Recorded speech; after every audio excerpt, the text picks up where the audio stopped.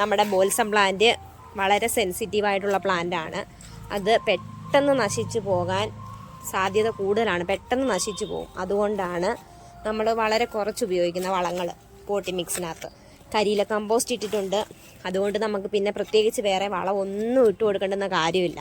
നമ്മുടെ ബോൾസം നല്ലതുപോലെ തഴച്ച് വളരാൻ ഏറ്റവും നല്ലൊരു വളമാണ് കരിയില കമ്പോസ്റ്റ്.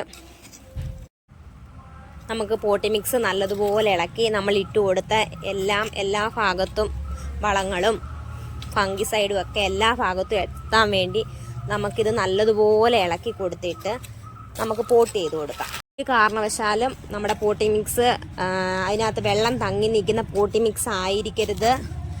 വെള്ളം തങ്ങി നിന്ന് കഴിഞ്ഞാൽ പ്ലാന്റ് പെട്ടെന്ന് ചീഞ്ഞു പോകും, പിന്നെ പ്ലാന്റിനെ നമുക്ക് രക്ഷപ്പെടുത്തി എടുക്കാൻ പറ്റത്തില്ല. അതുകൊണ്ട് ഒരിക്കലും വെള്ളം കെട്ടി നിൽക്കുന്ന പോട്ടി മിക്സ് ആയിരിക്കരുത്.